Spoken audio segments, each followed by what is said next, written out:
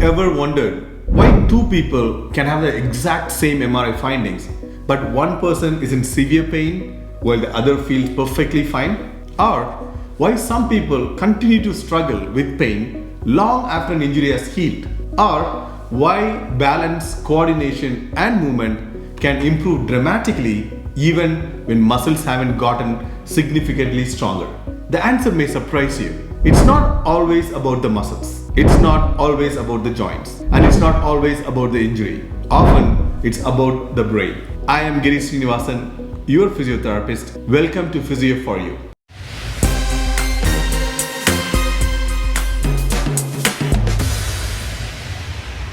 Today, we are going to explore one of the most fascinating topics in modern rehabilitation. How understanding your brain can help improve movement, reduce pain, and accelerate recovery. We're going to discuss that now. So, in the first segment of this podcast, we're going to talk about what is the big misconception existing out there. For decades, healthcare focused primarily on the body. We call it the biomedical model. The tendon, the muscle, the joint, right? Pain in the knee, treat the knee. Pain in the back, treat the back. Pain in the shoulder, treat the shoulder. While those structures are important, neuroscience has taught us something remarkable. What is that? Pain is not produced by the knee. Pain is not produced by the back. Pain is not produced by the shoulder. Pain is an output of the brain. Let me repeat the sentence again. Pain is an output of the brain. Think about that for a moment. The brain is constantly gathering information from your eyes, ears, joints, muscles, skin, balance system, memories, emotions, and the past experiences. Do not forget the last three: your memory, emotions, and past experiences. Every second, it asks one very important question: am I safe? If the answer is yes, movement feels easy and natural. If the answer is no, the brain may create pain, stiffness, tension, guarding, fatigue, or fear as a protective response. Understanding this changes everything. In the segment 2 of this podcast, we're going to talk about a real life story. Because I see patients with pain every day, right? And there are some interesting stories I like to share with you for you to understand and get better context out of it. This patient came into a clinic with severe chronic low back pain. He has seen multiple practitioners, had numerous scans, injections, different medications, rest, different exercises, but nothing seems to be changing. Nothing seemed to create lasting change. So during our assessment, something stood out. His balance was poor.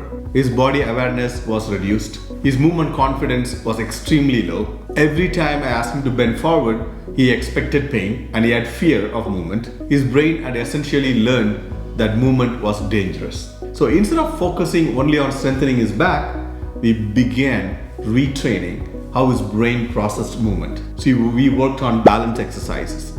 We worked on sensory retraining, breathing exercises, movement confidence education, graded exposure to those movements.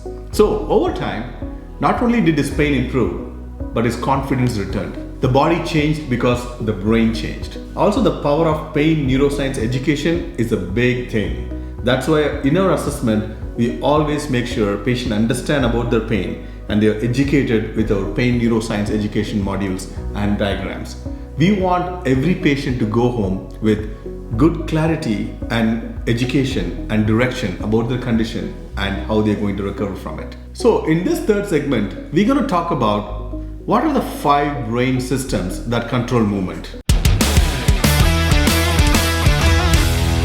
Let's simplify neuroanatomy. You don't need a medical degree to understand this. I want you to imagine your brain as a high-performance orchestra.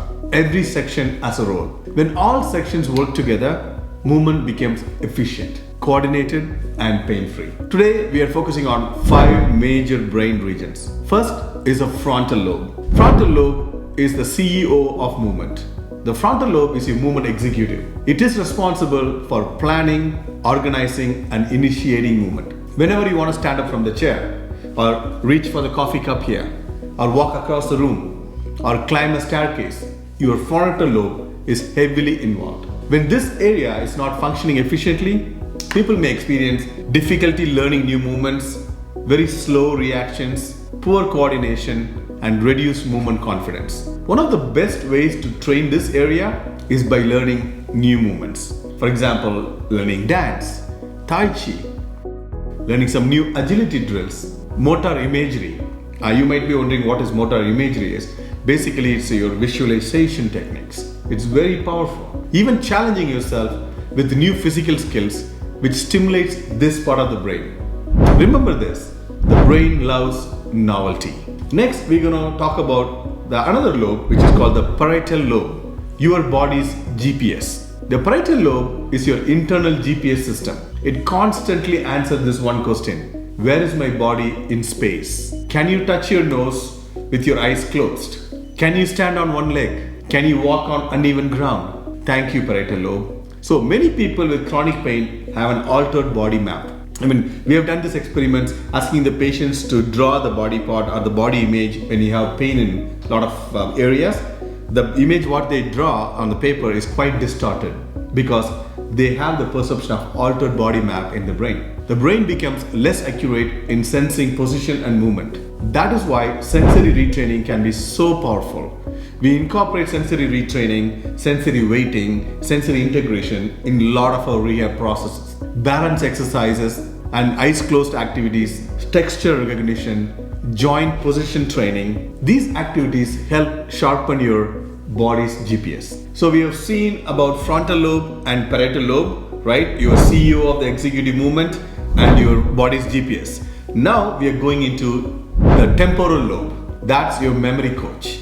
The temporal lobe helps us learn, remember, and create movement patterns. It also heavily connected to rhythm and sound. Have you ever noticed how your feet naturally tap when music starts playing? Or how Parkinson's patients often walk better when we use rhythmic cues? That's neuroscience in action. Music, metronomes, rhythmic exercises, and auditory cues, these can significantly improve movement efficiency. The brain learns through repetition and rhythm. Now we'll move on to the occipital lobe, the visual navigator. Your eyes are constantly feeding information to the occipital lobe, which is in the back of the brain here. This area helps guide movement through vision. In fact, a large portion of the sensory information reaching the brain is visual, almost 60 to 70%. If your visual system is not processing information directly, efficiently, balance and movement may suffer. Simple activities like eye tracking exercises, ball toss drills, target reaching, visual scanning, these kind of exercises can improve coordination and postural control. Sometimes improving movement starts by training the eyes. I'll explain more about these details of how working different cranial nerves and doing different cranial nerve exercises can improve your movement, postural control, pain, gait, and balance. Neurology is such a fun thing. Playing with your brain and nervous system it's so much fun, and there are a lot of surprises, and there are a lot of magics happens when we do that, and we enjoy this. I'm enjoying doing this for the last almost 3 decades, and every patient is a book. Every patient we learn from, and we introduce so many different things, and people take advantage of it and learn from it and get better with it. The last system we're going to talk about is the insula and the limbic system. This is your protection center. This may be the most important system for people living with chronic pain especially. The insula and the limbic system are involved in emotions, stress, threat detection, and pain processing. These are the areas mainly affected with people in chronic pain. Think of this system as the brain's security department. Their primary job is survival. Their question is very simple: is this safe? If the answer is uncertain, the brain may amplify pain signals. Safety is very important. This doesn't mean the pain is imaginary. It means the nervous system has become very overprotective. The overprotective nervous system. We had another episode on this topic. You can check in my channels and you will find it. And also do not forget, Physio4U Podcast is only one of my channel. I also do have Ask Giri the Physio Show. It's running in for about 6 seasons, and you can check it in YouTube. And we also have PNN, Physio News Network. You can check that out as well. So we put out valuable information because my passion is to educate and empower you through all these different channels. So the link to the following channels I just mentioned is in the description. You can click the link, go and enjoy those episodes and subscribe it. If you like it, share it with your family and friends. That will be of a great help for them to have that education and knowledge, because knowledge is very powerful to take informed decision about your health. Okay, let's get back into the podcast. We are talking about insula and the limbic system. So we talked about pain is not imaginary. It means the nervous system has become overprotective. That is why things like breathing exercises. You know, how many people do not breathe right? 8 out of 10 people I see every day have an altered breathing pattern, abnormal breathing pattern. They use the chest muscles and the neck muscles way too much. They do not activate the diaphragm. So breathing exercise is very important. Mindfulness, pain education, and graded exposure can be so powerful. They help teach the brain that movement can once again be safe. So, why this matters to you? Whether you're dealing with back pain, neck pain, sciatica, arthritis, concussion, balance problems, sports injuries, stroke recovery, Parkinson's, multiple sclerosis, or chronic pain, the brain plays a role. Every movement is a conversation between the brain and the body. The better the conversation becomes, the better movement becomes. And often, the less pain people experience. So that's why I often tell my patients this. Imagine your brain as a GPS. If the GPS has outdated information, it may keep telling you to take the wrong route. The solution is not to throw away the car. The solution is to update the map. Many people spend years trying to fix their muscles while ignoring the software which is controlling them. When we update the brain's map, remarkable changes can occur. Confidence returns, movement improves, fear decreases, and recovery accelerates. So, the key takeaway from this podcast today for you is movement is not just a muscle activity. It is a brain activity. So don't keep blaming, oh my IT band, I have to roll this out. Oh my glutes has a trigger point. I'm going to take this ball and put it there and take the heck out of it. Oh, I got a trigger point in my trapezius. Oh my, this is out and that is out. This joint is out. I have to put it back. Just don't think about just only joint and muscle and tendon and ligament all the time. Think about your master commander as well.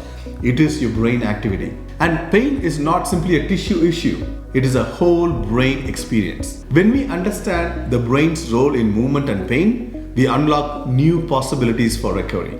So, if you found today's episode valuable, please share it with someone who's struggling with pain, balance problems, movement limitations, or recovery after injury. Subscribe to Physio4U Podcast for more evidence-based insights that help you move better, feel better, and live better. And remember, your body is listening to your brain every single second of every day. Train your brain wisely and your body will follow. I am Giri Srinivasan. Thank you for joining me on Physio4U Podcast. Until next time, keep moving, keep learning, and keep believing in your brain's incredible ability to change, adapt, and heal.